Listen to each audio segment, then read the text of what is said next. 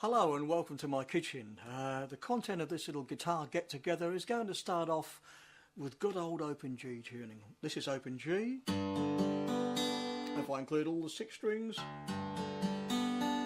I started from there because the actual G called the root note or the bottom note, the bass note, as most of you will know, is the A string, which I've now taken down to G. So, and this is should be in concert pitch. Now, for those of you who aren't familiar with this tuning, I better tell you how to tune the guitar down to open G. You take your E string, your bottom E string, and you drop it down 2 steps. So you go from E to E flat to D. Gives you a nice D an octave below. You do the same thing with your top E string. I take the string down relatively slowly, because especially if the strings are a bit old, they can tend to break. So now we have 3 Ds. We've got your middle D, which you always have on the guitar, a D an octave below on either side of it. We do the same thing with the A string, which we take down to G. There's your G, and there's your A string taken down 2 steps, from A to A flat to G. The B stays where it is. Because you're slackening off 3 strings, in fact in Hawaiian music they refer to this tuning as slack key guitar, sometimes the B string might raise itself a very small amount, microtonally. Now, in Western music we tend to look at sharps and flats, E, F, F sharp, G sharp and so on. In blues, Arabic music, Indian music, lots of other ethnic musical forms, there are notes in between there. In fact, when you're singing with vibrato, there are notes in between there. When you hear a bird singing, you can hear the note warbles. I often talk about the warbling of a bird song. The same is true when you're playing guitar, whether you're playing in an open tuning or a normal tuning. The whole idea of playing any musical instrument is to try and get as close to the human voice as possible, and therefore bring out the emotion and the various nuances of the instrument. So now we have our open G tuning. Looking at my right hand, you'll notice I play a claw hammer style. I just use my thumb and 1 finger. I don't use the other fingers. If you're used to using the other fingers and you come from a classical background, or use a flat pick and fingers, whatever works for you, utilise and use. I'm going to show you this stuff in my own way, so you can take the ideas that I'm going to show you and you can apply them to the way that you want to play the music and express yourself. The chord structures in this open G tuning, the ones I've used in the opening song 44 years, they're old and traditional and they're very simple. For example, here we have our open G.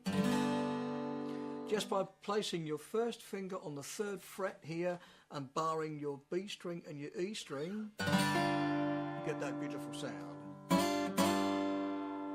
Here I can go down to G flat, just move it down to the 2nd fret and slide it up.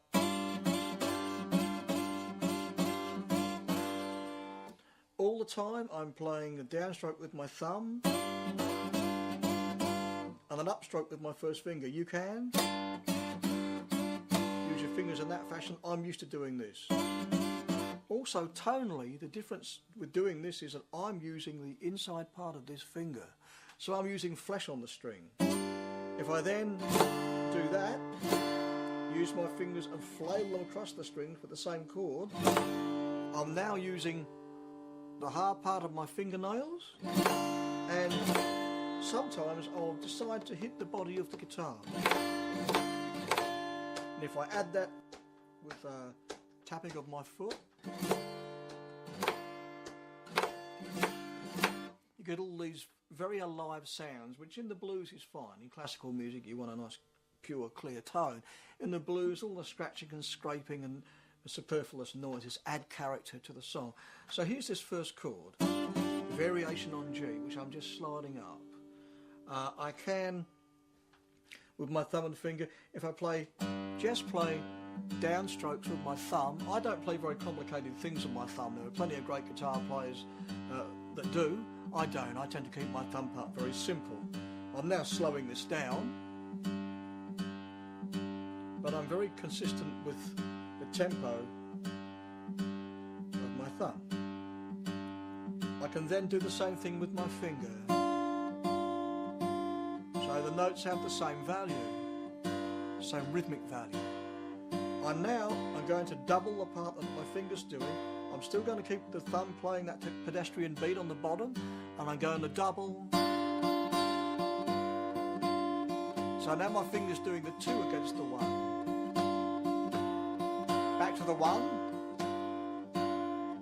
If you're not used to playing in this manner, these are great little warm-up exercises. And I'm going to add the 2 again now.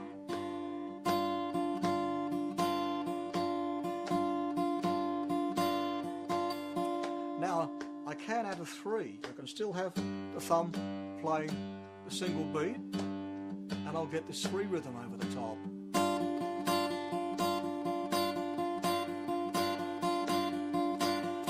So if we divide these into sections of 1, 2, 3, 4, 5, 6, 7, 8 per section for you to play along with on this DVD.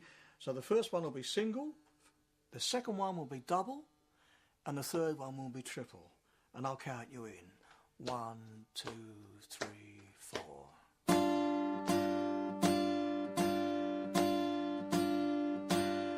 Double.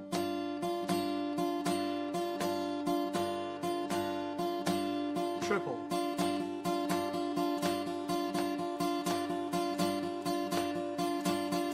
Now we're still just using that one chord, but we've already found a fair bit of variety just in the one chord by changing around our right hand rhythms. I'll give you an example now with my right hand and that one chord of how these rhythms can become very interesting. And we